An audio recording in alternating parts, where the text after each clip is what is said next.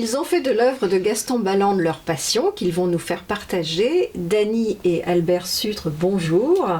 Dany, je m'adresse à vous d'abord parce que c'est par vous que les choses se sont faites, histoire de famille. Et vous allez me résoudre une petite énigme.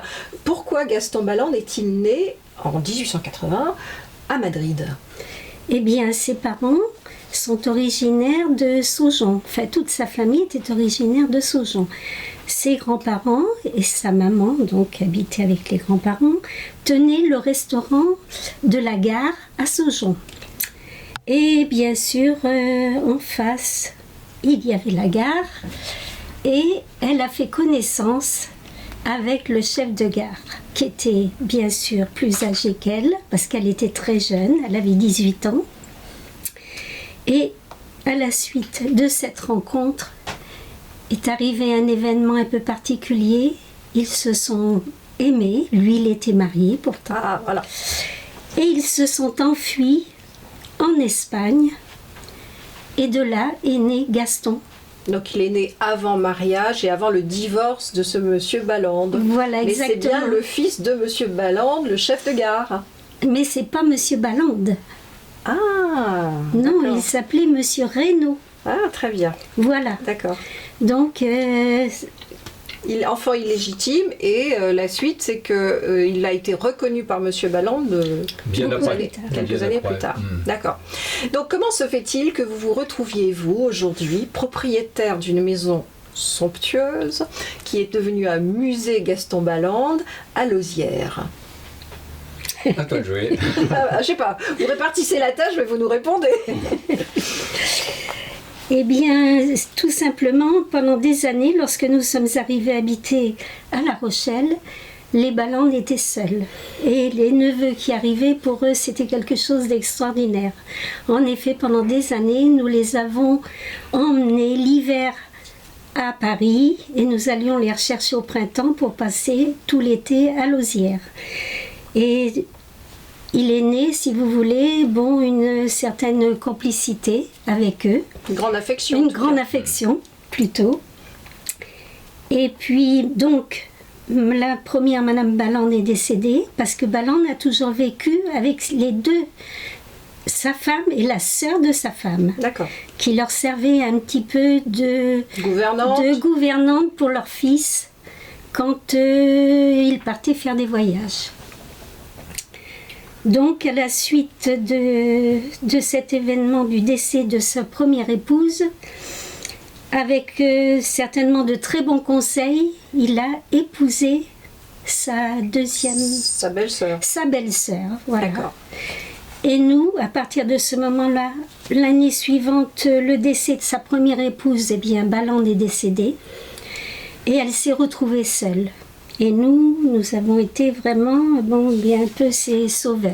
Parce qu'il est mort en 1971, donc vous avez eu largement le temps de le connaître. Ah oui, bien sûr. Voilà.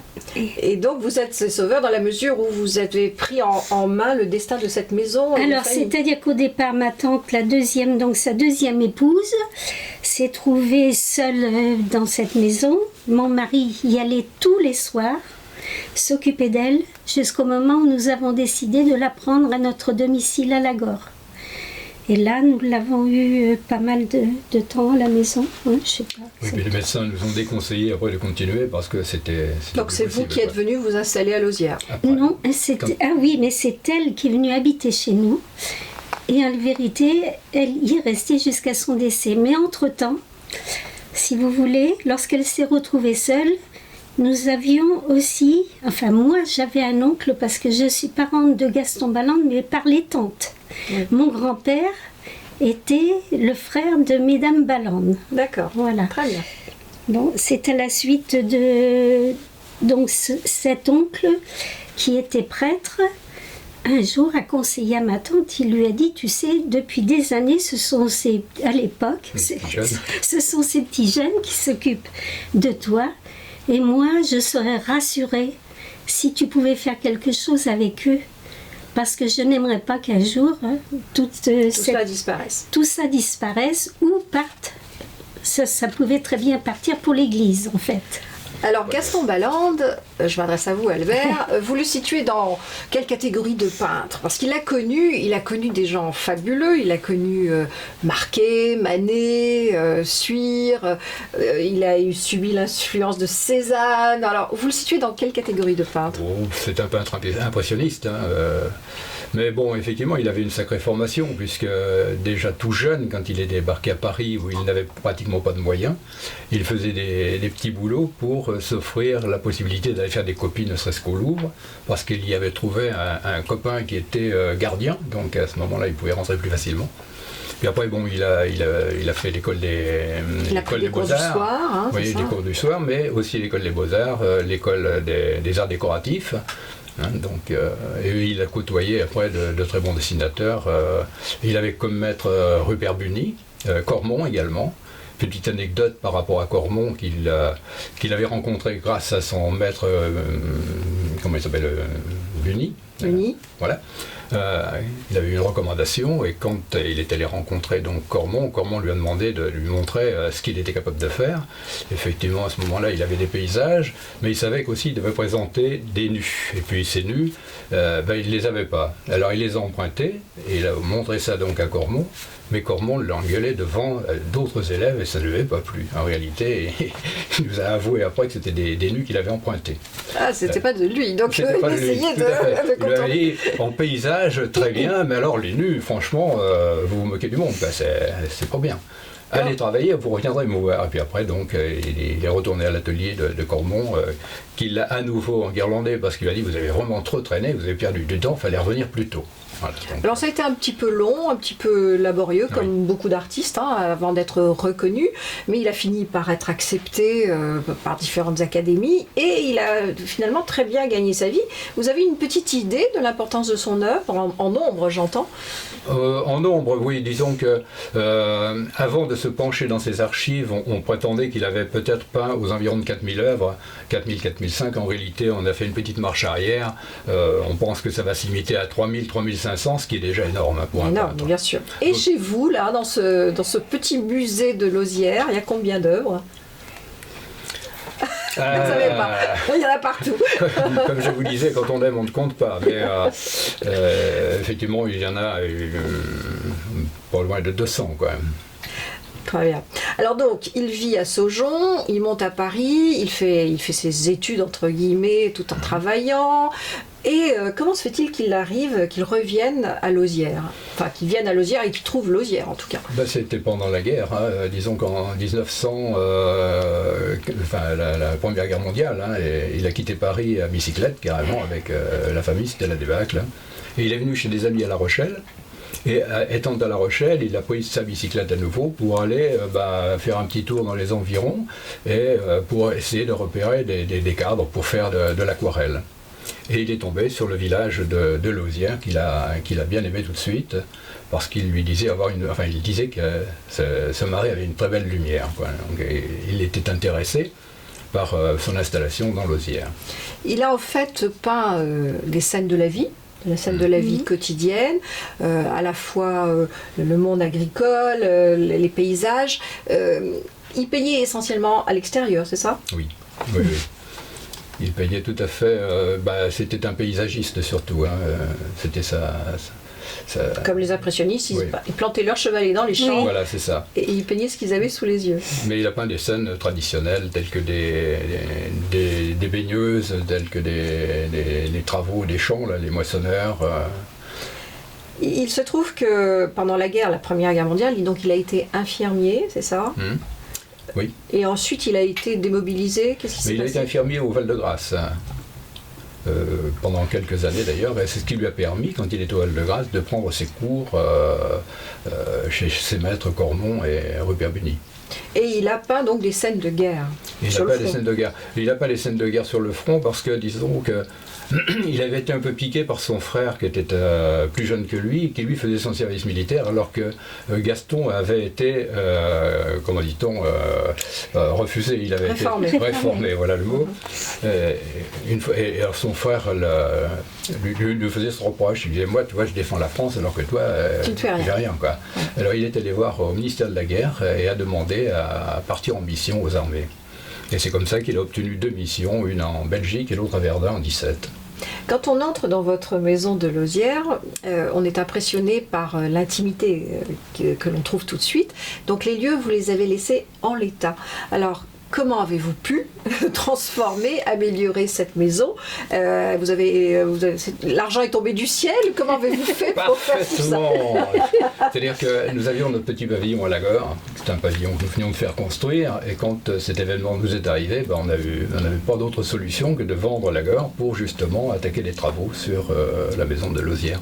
Donc vous avez remis en l'état tout. Oui. C'est impressionnant parce que on retrouve les meubles. Oui. Mais même le pavillon n'était pas suffisant. Il a fallu qu'on fasse un bel emprunt aussi pour s'en sortir dans les travaux. J'imagine. La maison Bon, était en en tout cas, mauvais c'est excessivement courageux et le résultat est parfait car c'est un lieu magnifique. Merci. Alors, racontez-moi un petit peu qui était ce fameux Gaston que vous avez bien connu. Il était autoritaire, hein, il avait un sale caractère, c'est ça? On peut dire ça comme ça, Il un sale était caractère. très autoritaire. Vous avez des anecdotes, des souvenirs de... Eh bien, en général, on y passait nos dimanches, parce que si on ratait un dimanche, pour eux, c'était une catastrophe. Ils nous disaient toujours, mais où étiez-vous allés encore aujourd'hui, plutôt que de venir nous voir? Donc il était très présent. Très présent, et lorsqu'on arrivait, eh bien, la discussion commençait avec lui. Je n'avais jamais la possibilité de parler avec mes tantes. Il nous disait, taisez-vous, je parle. Bien. Voilà. On voit le personnage. Tout à fait. Et donc, du coup, malgré cela, il était sympathique, je veux dire, accueillant. Il ouvrait oui. ses portes et Oui. son atelier facilement. Oui. Oui, il a énormément fait visiter. Les écoles venaient même. On connaît pas mal de personnes qui nous ont dit, enfants, être venus visiter l'atelier de Gaston Balland. Vous avez déjà réalisé tout seul, enfin quasiment, un premier catalogue raisonné de son œuvre. Quels sont vos projets pour le 2e tome que vous avez en vue? De quoi avez-vous besoin? Parce qu'il faut profiter de votre passage ici pour parler de ce dont vous avez besoin pour valoriser encore et plus l'œuvre de Gaston Balland. Je rectifie le catalogue numéro 1, nous ne l'avons pas fait seul, hein, c'est avec l'association des amis de Gaston Balland, justement, que nous avons pu. Donc ça c'est très bien, on peut déjà adhérer à l'association. si on veut Absolument, vous aider. oui. Et le gros problème maintenant, c'est d'attaquer nous l'avons attaqué déjà depuis quelques années quand même, puisque le premier est sorti en 2012 et nous sommes en 2017, mais il est très difficile d'obtenir des œuvres. On utilise Internet, le courrier, mais surtout Internet. Et le problème, c'est dès que l'on parle un peu cotisation, on a l'impression que ça ralentit les gens, alors que la cotisation pour adhérer chez nous est d'une trentaine d'euros seulement. Donc là, il ne faut pas alors hésiter. des gens qui ont quelques œuvres à insérer dans le catalogue, ça n'est pas... Alors moi, ce que je fais en réalité, eh bien, je leur dis de toute façon, envoyez-moi une œuvre et moi, en échange, je vous envoie une attestation comme quoi l'œuvre va bien paraître dans le catalogue tome 2. Voilà. Donc en fait, il faut faire un appel aux propriétaires, Oui, entre guillemets, voilà. des œuvres de Gaston Balland, régionaux et nationaux, hein, Oui. et puis même internationaux, parce qu'il a, tout à fait. il a exposé aux États-Unis, il a exposé un peu partout en Oui, oui, Europe. oui. Il a beaucoup voyagé. Hein. Oui. D'ailleurs, vous nous avez montré des carnets de voyage fantastiques sur la Grèce. Ah, sur la Grèce, oui, bien sûr. Oh, mais ça, c'était un voyage d'études qu'il avait gagné pour aller en Grèce. Mais ce voyage, il l'avait préparé déjà depuis 3 ans, il savait où il allait aller, hein, ce qui était intéressant. Et il nous a laissé un manuscrit qui doit contenir à peu près aux environs de 250 dessins, et des dessins à la plume carrément, et sur des petits formats, puisqu'ils font maximum 10 cm au carré, quoi. Oui, c'est Ils impressionnant. sont D'ailleurs, on extraordinaires. les voit là et c'est superbe. Alors donc, un appel aux propriétaires pour qu'ils prennent contact avec vous par le biais de l'association, donc des amis de Gaston Balland. Où peut-on, dans la région, à part chez vous à Lausière, petit musée qu'on peut visiter sur réservation entre guillemets auprès de vous, où peut-on voir les œuvres de Gaston Balland? Mais on les voit à la mairie de Saujon, puisqu'il y avait eu un don qui avait été fait par notre tante Denise, donc à la mairie de Saujon. C'était un souhait qu'il avait fait, lui. Enfin, Oui. Tu n'en connais plus que moi là-dessus. La mairie et l'église aussi, c'est ça? Non. À l'église, il n'y a qu'un un. seul tableau. Il y a un Balland, oui. Oui. Et qui est dans le bouquin, bien entendu. Mais Numéro 1. quand Balland est décédé à Paris, il avait donc son atelier Boulevard Arago, et ma tante a été obligée bien sûr de laisser cet atelier. Elle se trouvait avec des œuvres qui étaient très importantes. Il était impossible de les ramener à Lauzières. Donc elle a fait appel à Saujon, c'était bien un vœu de Gaston Balland, pour envisager d'avoir un musée Gaston Balland à Saujon. Et elle a donné combien d'œuvres? Une trentaine d'œuvres, mais des très très belles choses, de grands tableaux. Et malheureusement, Saujon n'a jamais fait de musée. Et ses toiles étaient entreposées dans une ancienne école, dans le grenier, toutes fenêtres ouvertes. Voilà. Et un jour, on nous a tenus au courant de ce problème. Et avec mon mari, nous avons demandé au maire, qui se trouvait là à ce moment, de nous montrer les toiles de Balland. Et il a été le premier surpris parce qu'il ne savait pas, il ignorait ce qu'il possédait. Et les toiles étaient dans un état lamentable. Ça, c'est une grosse lacune de ne pas connaître ce peintre qui est immense, voilà. Et qui a couvert vraiment la vie. En effet, ce maire, lorsqu'il a vu ces toiles dans cet état, il nous a dit: elles seront enlevées cette semaine et ramenées à la mairie. Et il a tenu sa promesse, il a fait restaurer les toiles et elles sont toutes entreposées à la mairie et ils font visiter régulièrement, il y a des jours de visite. Et c'est avec plaisir qu'on les a retrouvés. Très bien. Donc ça c'est déjà un premier pas, on va dire, mais il y a encore mieux à faire. Une autre petite anecdote qui est assez drôle, je trouve, c'est lors de la visite de De Gaulle en 1948 à La Rochelle. 45 à la Libération. Et parce qu'il en a fait une autre après, donc en 45. Gaston Balland a reproduit donc le discours, enfin il a peint le discours de Gaulle. C'est très drôle parce qu'il y a mis les personnages. Oui. Oui, il a figuré au premier plan de son œuvre les personnalités rochelaises les plus connues, quoi. Ouais. Donc c'est très drôle parce que chacun peut reconnaître quelqu'un qui l'a connu. Alors, ce qu'on peut dire aussi, c'est que vous avez laissé les lieux, mais vraiment, enfin, vous avez amélioré l'état des lieux, vous y vivez. Oui. Quel effet ça fait de vivre parmi autant d'œuvres ?